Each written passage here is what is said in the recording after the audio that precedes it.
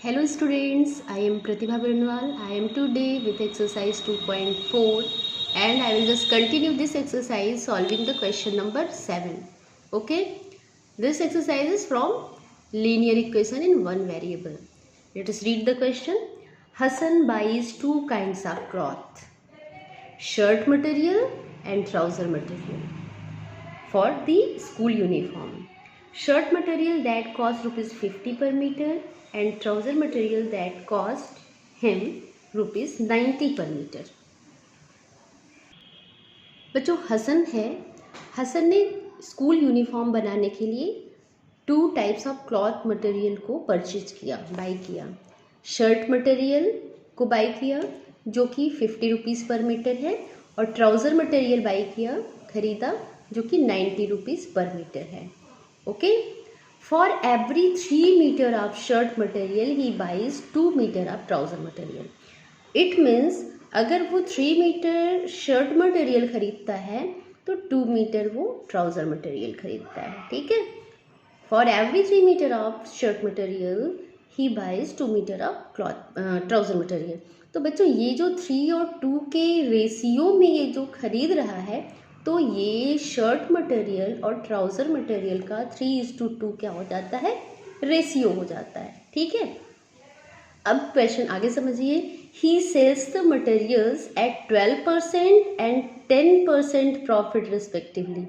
अब 12% and 10% profit respectively का मतलब है उसी सीक्वेंस में. पहले शर्ट की मटेरियल की बात हुई थी, तो शर्ट मटेरियल को 12% प्रॉफिट पे सेल करता है और ट्राउज़र मटेरियल को 10% प्रॉफिट पे परचेज सेल करता है. ठीक है, तो his total sale is 36,600.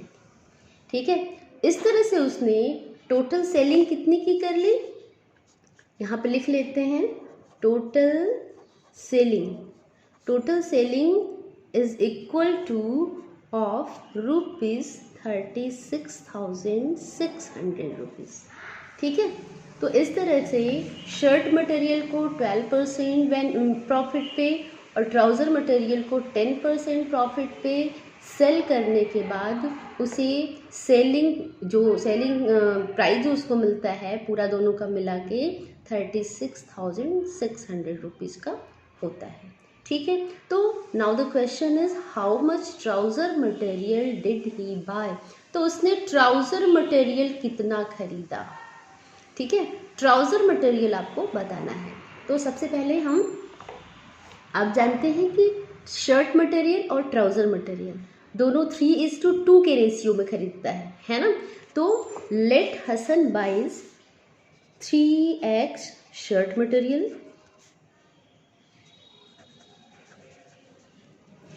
and 2x trouser material.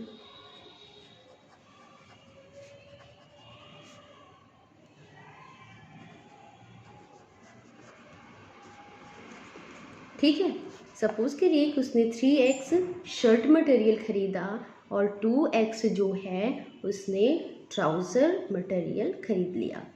ठीक, अब अगर हम अकॉर्डिंग टू क्वेश्चन है बच्चों, ध्यान से देखिएगा, बहुत टफ क्वेश्चन नहीं है, थोड़ा सा टेक्निकल क्वेश्चन है. मैंने जितनी बातें यहाँ समझाई हैं इन्हीं सब को लेकर के हमें इक्वेशन सेटअप करना है. ठीक है, तो हम फोकस करेंगे सेलिंग प्राइस पे, क्योंकि हमें टोटल सेलिंग प्राइस पता है, दोनों का टोटल सेलिंग प्राइस पता है. तो अगर हम शर्ट मटेरियल की बात करें तो शर्ट मटेरियल की सेलिंग प्राइस क्या होगी.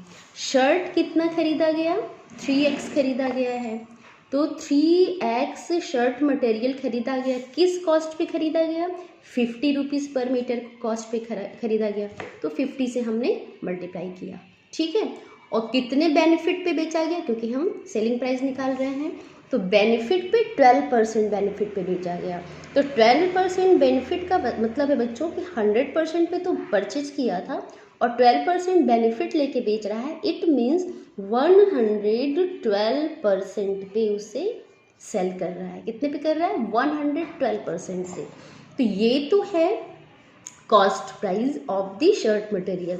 तो इसका अगर 112% हम निकालते हैं, परसेंट का मतलब बाई 100 निकालते हैं, तो ये selling price of shirt material हो जाता है। ठीक है, अब इसमें हम ऐड करेंगे selling price of trouser material. तो सबसे पहले how much trouser material is purchased, that is of 2x, तो हम लिखेंगे 2x on which rate, on 90 rupees per metre, है ना। At what profit, at 10% profit. तो 10% प्रॉफिट पे सेल कर रहा है, इसका मतलब 100 पे खरीदा था, 10 प्लस लेके, यानी 110% पे इसने क्या किया, सेल किया। तो 110% का मतलब हुआ 110% मतलब बाई 100। ठीक है, देखिए आपका इक्वेशन बन रहा है। अब ये इक्वल्स होता है, किसके इक्वल होता है, टोटल सेलिंग प्राइस की। टोटल सेलिंग कितनी हो जाती है ये दोनों मिला करके, 36,600 रुपीज़। ठीक है बच्चों, बहुत ध्यान से समझिए, ये सारी बातें जो हमने समझाई थी उसको हमने यूज़ करके यहाँ पे क्वेश्चन सेटअप कर दिया है। अब इन्हें हम आपस में कैंसिल भी करेंगे। देखिए 52 से 100 हो जाता है, ठीक है। अब 2 से 112 भी कैंसिल हो रहा है, कैसे, 2 5 सा 10, ठीक है, और 2 6 सा 12 हो गया। अब देखिए ये 0 इस 0 को कैंसिल करेगा, ये 0 इस 0 को कैंसिल करेगा, तो ये भी फिनिश हो गया। अब हम इसे फिर से लिख लेते हैं। देखिए अभी यहाँ पे 50 पूरा फिनिश है, 3 का मल्टीप्लाई 56 से करेंगे, 3 6 सा 18, 1 कैरी, 3 5 जा 15, 1 60 और x रहेगा 168x। अब ये प्लस लगाएंगे, फिर इसका भी मल्टीप्लाई करेंगे, 9 2 जा 18 होता है। अब 18 का मल्टीप्लाई हम 11 से करेंगे, 18 1 जा 18, 1 कैरी, 18 1 जा 18, 1 19। ठीक है, देखिए थोड़ा सा इसको समझिए, 2 9 जा 18 हुआ, तो 18 का मल्टीप्लाई हमने 11 से किया, 198। अब ये x, अब ये देखिए कितना शॉर्ट आउट हो गया ये। अब इस that is equal to 36,600 rupees. ठीक है, तो अब इसे हम प्लस कर देंगे,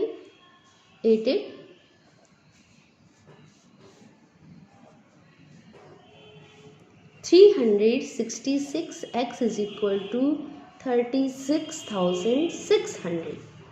ठीक है, ध्यान से देखिएगा। अभी x की वैल्यू कितनी हो जाएगी, x is equal to 36,600 is divided by 366। तो आप देख रहे हैं ये पूरा 100 टाइम में चला जा रहा है। तो x की वैल्यू कितनी आ गई बच्चों, 100 आ गई, 100 आ गई। अभी देखिए क्वेश्चन में पूछा था how much trouser material did he buy. तो ट्राउजर मटेरियल जो है 2x बाय किया गया है ना, तो हम निकालेंगे trouser material.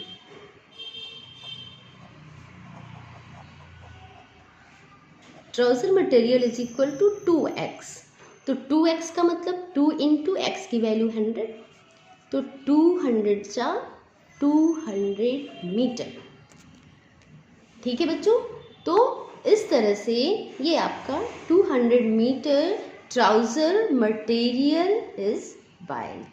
Okay, 200 trouser material is purchased or bought. This is the answer of this question. Student, this question is not very tough. It is a little technical question. So you understand it properly and solve it. बच्चों अब हम solve करेंगे question number 8। तो question number 8 start करने से पहले चलिए question समझ लेते हैं। Half of a herd of deer are grazing in the field and 3/4 of the remaining are playing nearby. They raised 9 drinking water from the pond. Find the number of deer in the herd. Students जो चीज़ पूछता है उसे हम क्या करते हैं, उसे ही हम सपोज कर लेते हैं या डिनोट कर देते हैं। तो let the deer in the herd be x. Herd मतलब क्या होता है, समूह, है ना। ये कलेक्टिव नाउन है जो कि डियर के लिए यूज किया गया है ना। एक डियर का समूह है हिरन का, जिसमें एक्स डियर्स हैं। ठीक है, तो अभी थोड़ा सा इसे आप एक ग्राफ से समझिएगा। टोटल डियर्स आर एक्स, है ना, हमने माना ना let the deer in the herd be x. अगर डियर एक्स हैं तो क्वेश्चन को आप समझिए कि half of herd of deer are grazing in the field. Half का मतलब अगर ये पूरा एक्स है तो एक्स का हाफ क्या हो जाएगा, एक्स बाई टू। तो एक्स बाई टू क्या कर रहे हैं, ग्रेजिंग कर रहे हैं। ग्रेजिंग इन दी फील्ड मतलब घास चर रहे हैं, घास खा रहे हैं फील्ड में, ठीक है। And 3/4 of the remaining.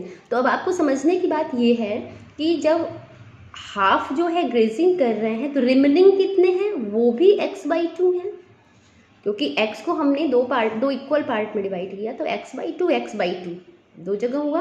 तो x by two are grazing and x by two are the remaining, फिर एक्स बाई टू बच भी गए हैं। तो अभी कह रहा है कि 3/4 of the remaining are playing nearby, तो 3/4 ऑफ एक्स बाई टू, ठीक है।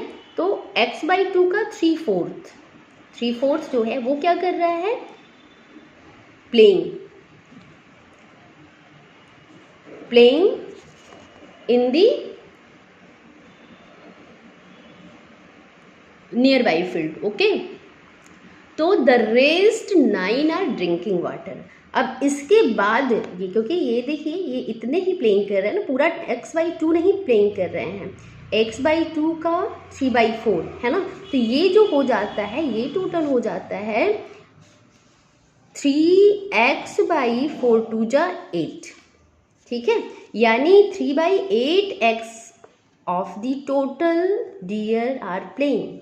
अब इसके बाद भी जो है 9 डियर बच जाते हैं जो कि क्या कर रहे हैं, ड्रिंकिंग वाटर कर रहे हैं फ्रॉम दी पॉन्ड, ठीक है।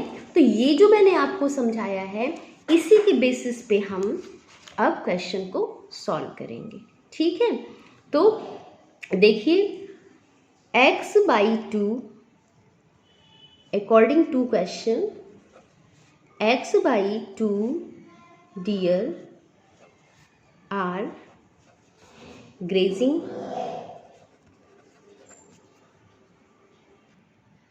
x by 2 deer are grazing and हमने भी दिखा कितने डियर्स प्लेइंग कर रहे हैं, 3/8x and 3/8x dear are playing, ठीक है।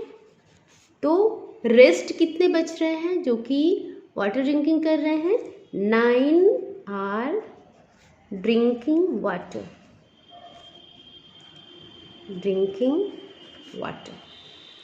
ठीक है। तो अब आप देखिए ये आपके टोटल डियर हो जाते हैं। अब हम अकॉर्डिंग टू क्वेश्चन अगर हम इक्वेशन सेटअप करें अकॉर्डिंग टू क्वेश्चन, तो अब ध्यान से देखिए x by two are grazing plus 3/8x are playing plus 9 are drinking water, these all are total x deer, ठीक है।